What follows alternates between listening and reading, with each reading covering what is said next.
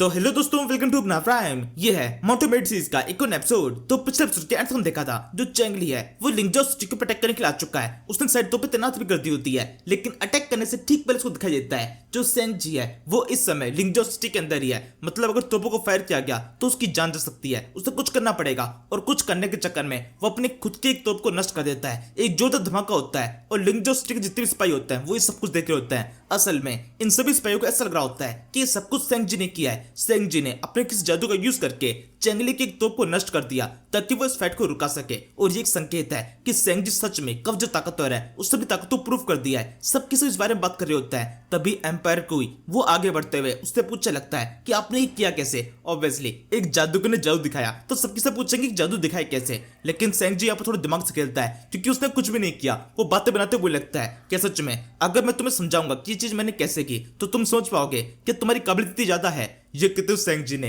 इस सिटी के किंग को बता दिया है कि तुम्हारी औकात मेरे सामने कुछ भी नहीं है, इसलिए मेरे से कुछ ही बोलने से पहले थोड़ा सोच लेना। सन बुकोंग यहाँ पर सबको शांत कर रहा होता है। वो यहाँ पर सेंगजी को शांत करने के बजाय अपने किंग को शांत कर रहा है कि आप शांत रहिए, ये बंदा बहुत खतरनाक है, इससे पंगा नहीं लेते हैं। और साथ में उसके दिमाग में एक और अलग खिचड़ी चल रही होती है कि ये बंदा बहुत कमाल का है, मुझे किसी भी तरीके से इसको अपनी तरफ रखना होगा। और यहाँ पर उसका अपने से मतलब एम्पर कोई की तरफ नहीं है, अपने खुद की तरफ है। वो अपना खुद का पर्सनल कोई गिल्ड बना रहा है और उसके अंदर सेंगजी को शामिल करना चाहता है। ये बंदा बहुत शातिर है, अपना कुछ अलग गेम खेल रहा है। बस दिक्कत तब होगी जब उसको पता चलेगा जिसको ये शेर समझ के बैठे हैं वो तो चूहा है। इसके बाद में सेंगजी बस जाने लगता है। असल में उसके आंसू वगैरह भी आ रहे होते हैं। वो उन सभी को छुपाने की कोशिश कर रहा है और जाते हुए पूरे एटीट्यूड में कहता है खाने की चिंता मत करना, जो भी तुम बनाओगे मुझे अच्छा लगेगा, लेकिन उससे पहले गर्म पानी की तैयारी कर दो। काफी लंबा सफर तय किया है मैंने यहाँ पर आने के लिए और अब मैं काफी थक चुका हूँ, थोड़ा आराम करूंगा। इससे कुछ टाइम बाद हम सेंगजी को देखते हैं एकदम आराम से जी रहा है। अभी कुछ टाइम पहले एकदम दुखी सा बैठा हुआ था, लेकिन अब एकदम राजाओं की जिंदगी हो चुकी है। आसपास में काफी सारी लड़कियां है, खाना वाना सब कुछ आ चुका है। गर्म पानी में नहाने के बाद में काफी अच्छा लग रहा होता है। ये सब कुछ मजे से एंजॉय कर रहा है, फ्री का सामान है। सब लोग उसको कुछ अलग ही सोच के बैठे हुए हैं और आराम से उसकी खरीदारी की जा रही है। इस समय एम्पर कोई और सन बुकोंग वो दोनों उस जगह मौजूद होते हैं। लगातार सेंगजी को देखते जा रहे हैं और सेंगजी कब जब घबरा रहा होता है। वो चिकन खा रहा है और साथ में मन में सोच रहा होता है कि ये लोग उसको एक ही सेकंड में खत्म कर सकते हैं। अगर उसकी पोल खुल जाती है तो उसका मरना पूर्ति तय हो जाएगा। ये जो वो खाना खा रहा है वो उसका आखिरी खाना बन सकता है। इसके बाद में वो लोग सवाल करने लगते हैं अब इसके आगे हमें क्या करना चाहिए। सेंगजी तुरंत शांत कर देता है, नहीं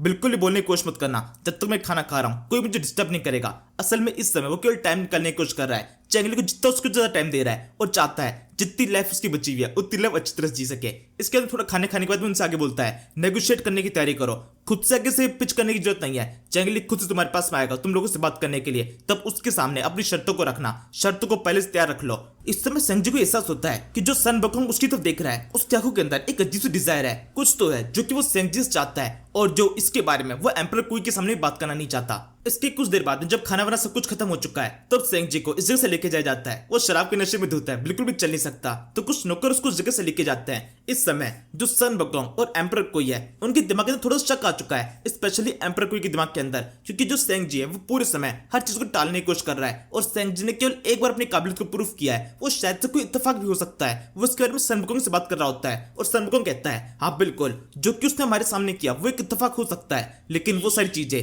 जो कि वो पीछे से करता आ रहा था वो सब कुछ बिल्कुल भी इत्तेफाक नहीं हो सकता। हमने कई बार चेंगली से फाइट किया है और चेंगली इसी की स्ट्रेटेजी की वजह से हर बार फाइट में हमसे जीत जाता है। मतलब चेंगली मुझसे फाइट में जीत जाता है। मैं स्ट्रेटेजी स्पेशलिस्ट हूं और इसने हर बार मुझे अपनी स्ट्रेटेजी से फाइट में हराया है और मैं बिल्कुल भी चीज एक्सेप्ट नहीं कर सकता कि कोई बंदा जो कि मेरी स्ट्रेटेजी को मात दे सकता है वो किसी भी तरीके से एक नॉर्मल इंसान हो सकता है। इस बंदे की जरूर से कुछ खासियत है। दो चीजें हो सकती है, या तो ये बंदा बहुत बड़ा बेवकूफ है केवल कुछ खाने के लिए या फिर शराब के लिए यहाँ पर हमारी सिटी के अंदर आ गया, या फिर दूसरी चीज सच में ये कब से लोगों की जान को बचाना चाहता है और इस जगह पर फाइट को रोकने के लिए आया है। हमें इसकी बातों पर गौर करना चाहिए। फिलहाल के लिए हम ये मान लेते हैं कि ये बंदा सच कह रहा है और उसके अंदर सच में काबिलियत है। और इसी के साथ में साफ साफ दिखाई दे रहा है कि सेंगजी अपने गेम में आसानी से जीतता जा रहा है। इन दोनों को पूर्ण विश्वास हो चुका है कि सेंगजी के अंदर सच में कुछ तो काबिलियत है। वो काफी लंबे टाइम तक सेंगजी किसी बात को टालने नहीं वाले, वो इंतजार करने वाले हैं कि चेंगली कब आगे से नेगोशिएट करने के लिए आएगा। और इस तरीके से सेंगजी को काफी लंबा टाइम मिल चुका है और अब यहाँ से सीन शिफ्ट होता है। हम चेंगली के सीन देखते हैं जहाँ पर ये बातचीत चल रही होती है कि किस तरीके से सेंगजी को बचाना है। ये काफी ज्यादा मुश्किल होने वाला है। काफी लंबी बातचीत चलती है, कुछ आइडिया आते हैं कि टर्नल खुद के उसके पास में जाते हैं, उसको बचा के ले आते हैं, लेकिन ये करना काफी मुश्किल है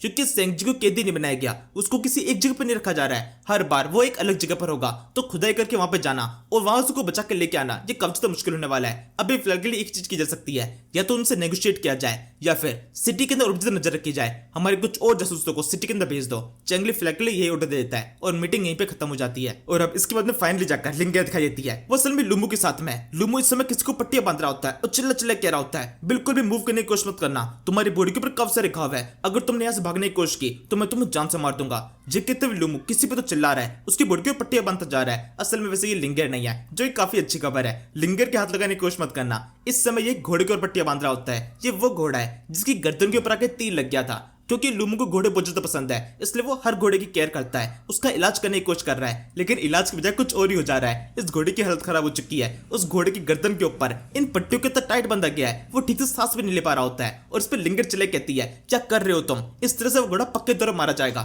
इस पर लुमू चिल्ले कहता है, अपने मुंह बंद रखो, मेरे से बिल्कुल भी कुछ कहने की जरूरत नहीं है, तुम एक बंदी हो और बंदी की तरह रहो, तुम्हें मेरे सामने कुछ भी बोलने का कुछ भी अधिकार नहीं है। इस पर लिंगर कहती है, बिल्कुल मेरे को अधिकार है, तुम लोगों ने मुझे पकड़ के लेके आए हो और यहाँ पर ये घोड़ा तुम इसका इलाज करने की कोशिश कर रहे हो, लेकिन तुम इसका इलाज नहीं कर रहे हो बल्कि उसको जान से मार रहे हो। इसके अलावा लिंगर यहाँ पर लुमू की दुखती नस में भी हाथ रख देती है। वो उस घोड़े के बारे में बात करने लगती है जो कि लुमू को छोड़ के भाग चुका है, कि तुम्हारी ऐसी हरकतों के कारण तुम्हारा घोड़ा तुम्हें छोड़ के भाग गया। और इसी के साथ में लुमू का मुंह उतर जाता है। वो लिंगर से कहने लगता है, मेरे को बिल्कुल पसंद नहीं है कि कोई भी लड़की मेरे से इस तरीके से बात करे।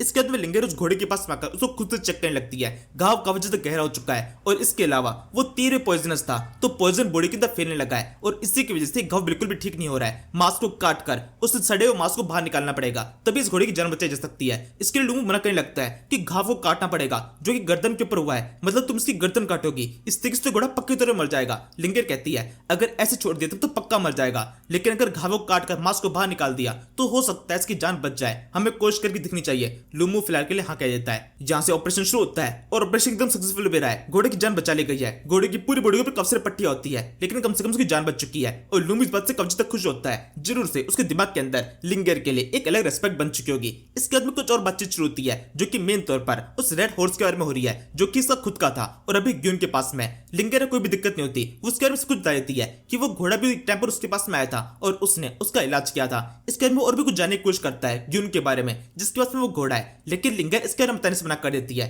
वैसे इन्फॉर्मेशन इतनी भी कुछ खास नहीं है, ये इन्फॉर्मेशन पहले ही सब कुछ जानते हैं, ग्यून कौन है, उसे कितने भाई है, वो सब कुछ। लेकिन अभी इस समय लुमू को ये सब कुछ बताना थोड़ा खतरनाक हो सकता है, इसलिए लिंगर कुछ भी नहीं बताती। इस पे लुमू उसको एक लालच देता है कि अगर तुमने मेरी मदद करने की कोशिश की तो इसके बदले में मैं भी तुम्हारी मदद करूंगा, मैं तुम्हें यहाँ से सेफली बाहर निकाल के लेके जाऊंगा, अगर हमारे बीच में एक परफेक्ट कोलैबोरेशन होता है तो। लिंगर को सुधा काफी शानदार लगता है। वो तुरंत ग्यून के बारे में, उसके सारे भाइयों के बारे में कुछ बता देती है, साथ में उनकी पावर्स के बारे में भी। इसके बाद में लुमू तुरंत तैयार होने लगता है, उसने अपना आर्मर वगैरह सब कुछ पहन लिया है। लिंगर पूछने लगती है, तुम कहां पर जा रहे हो? इस पे लुमू बताता है, अपना घोड़ा वापस लेने के लिए। एक इंसान जिसके पास में एक घोड़ा हो, अगर वो उस घोड़े का ठीक से रखवाली ना कर पाए तो उसको बिल्कुल भी खुद को एक फाइटर कहने का अधिकार नहीं है। मैं अपने घोड़े को वापस लेने के लिए जा रहा हूं। अब मैं जानता हूं यहाँ पर असली दुश्मन कौन है और कौन है मेरा असली टारगेट। ऑब्वियसली वो यहाँ पर ग्यून की बात कर रहा है। वैसे ग्यून काफी ताकतवर है, अगर अपने वो घोड़े के ऊपर सवार हो तो उसको हरा पाना काफी ज्यादा मुश्किल हो सकता है, लेकिन अगर उसकी फाइट लुमू से होती है तो फाइट काफी ज्यादा टक्कर की होगी और लुमू के जितने काफी चांसेस है। और अब इसके बाद में हम एम्पर कोई को देखते हैं जो कि सेंगजी के साथ में, वो पूरे समय अपनी नजर उसी के ऊपर रखे हुए है, वो बिल्कुल भी उसको नजरों से हटने नहीं दे रहा। और इस समय सेंगजी काफी अजीब सा लग रहा होता है। इस समय एम्पर कोई उसको पूरी तरीके से अपनी टीम में शामिल करने की कोशिश कर रहा है। उसने उसकी पावर देख लिया है और अगर सेंगजी उसकी टीम के अंदर आ जाएगा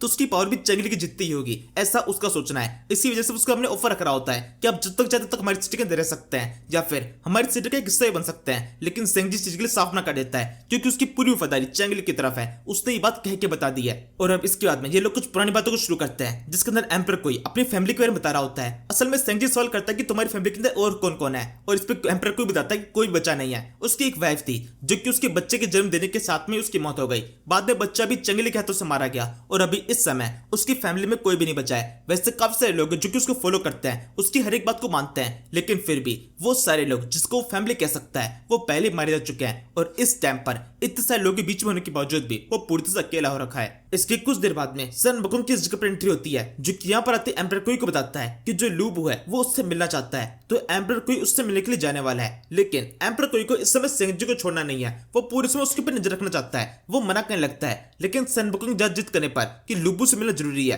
वो आपका अडॉप्टेड सन है, तो उसको बात माननी पड़ती है। एंड के अंदर वो के पास चला जाता है। अब इस समय सन बकुंग और सेंगजी इस जगह पर अकेले है। सेंगजी को ये चीज एकदम अजीब सी लग रही होती है, लेकिन वो फिलहाल सोने का नाटक करने लगता है। लेकिन ठीक इस टाइम पर सन बकुंग के असली राज सामने आने लगता है। असल में वो सेंगजी जिद करने लगता है कि मुझे सिखाओ, जो कुछ तुम जानते हो वो सब कुछ मैं सीखना चाहता हूँ। असल में इस समय सन वकोंग को उस दूसरे रियलियम के बारे में पता है कि एक दूसरा रियलियम एग्जिस्ट करता है जहां पर कोई स्पेशल एंजल है जो कि बाकियों के अंदर पावर डाल सकती है। सन वकोंग ने पता नहीं कहां से इस इंफॉर्मेशन को निकाल लिया है और वो इसके बारे में सेंगजी से बात कर रहा होता है कि किस तरीके से उस रियलियम के अंदर एंटर करके उस एंजल से बात करके अपनी पावर को अवाकन किया जा सकता है। इस समय सन वकोंग ने पूरी तरीके से अपनी नॉलेज दिखा दिया है कि वो कितना कुछ जानता है, लेकिन वही दूसरी तरफ सेंगजी उसको इसके बारे में कुछ भी नहीं पता। वो मन ही मन में सन वकोंग को ज्यादा बेवकूफ समझ रहा होता है कि क्या बकवास कर रहा है। दूसरा रियलियम कोई एंजल जो कि पावर अवाकन करती है, क्या बकवास कर रहा है ये। वैसे अब पक्के तौर पर सेंगजी इस चीज का फायदा उठाने वाला है। फिलहाल के लिए इस एपिसोड को खत्म कर देते हैं। Thank you for watching.